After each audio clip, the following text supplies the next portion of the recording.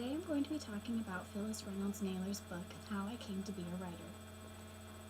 Phyllis Reynolds Naylor is the author of 142 books and around 2,000 short stories.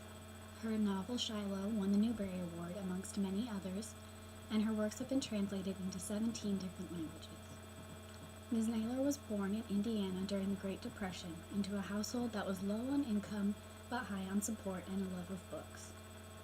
Naylor says she always enjoyed reading and writing, but never considered writing a career until she was a teenager because it was simply too much fun.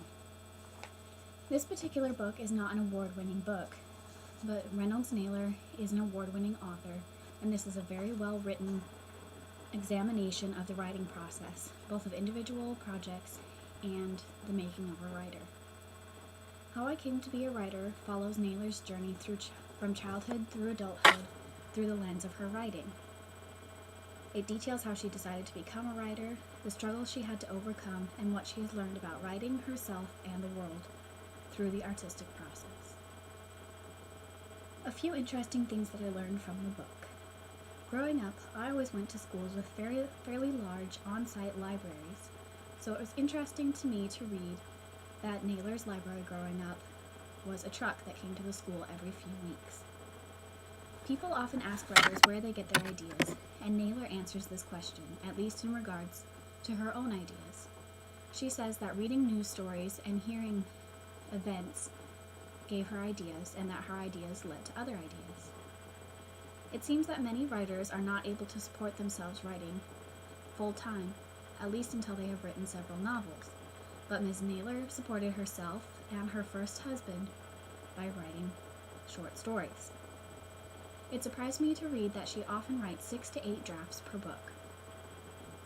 The amount of research Naylor has to do for her books also surprised me, since she primarily writes fiction.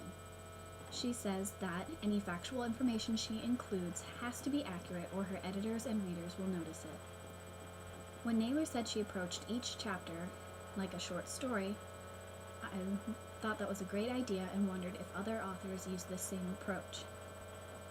Naylor spent the first 2 years of her professional writing career sending out short stories and receiving rejections.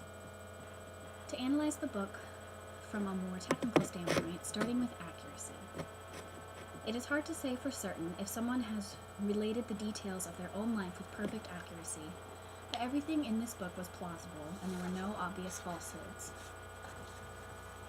The content was very personal but very engaging and relatable.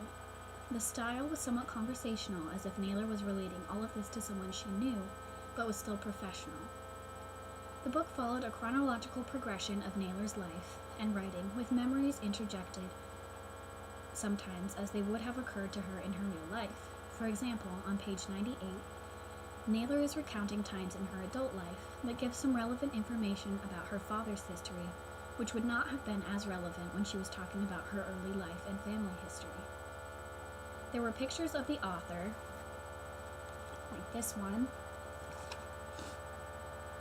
as a child, and one drawn by the author, and also some illustrations that accompanied her short stories, and some samples of book jackets interjected throughout the book.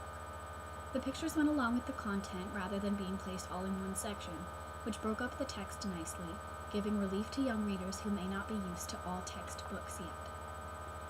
This book gave me a clearer insight into how writers come to their profession, seeing the transition from a little girl who loved stories to a teenager who would sometimes rather stay in and write than go out with her friends, to a young woman determined to write, to a writer with several books under her belt, illuminated the process of writing. I also learned that writers often write many drafts and get rejected many times before publishing. I would say that this book is appropriate for 4th through 6th graders, but the Scholastic website lists it as a book for 6th through 8th graders. The language is simple and none of the concepts are too complex for younger students. The only hesitation I might have is that Naylor describes a few issues that are a little more mature, like her first husband's mental illness.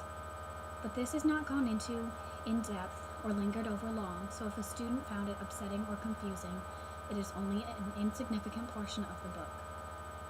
This book is one I would recommend highly, especially for children who want to become authors or who find autobiographies interesting. While it does not exactly give advice on how to be a writer, it shows the process of what needs to be done to write and publish, and shows that even very successful writers receive rejections and sometimes feel that they are not good at what they do. The tone is conversational but still sharply written, making the book a fun, quick read. It is broken up with pictures and samples of stories, rejection letters, and notes between herself and editors, so it does not get monotonous.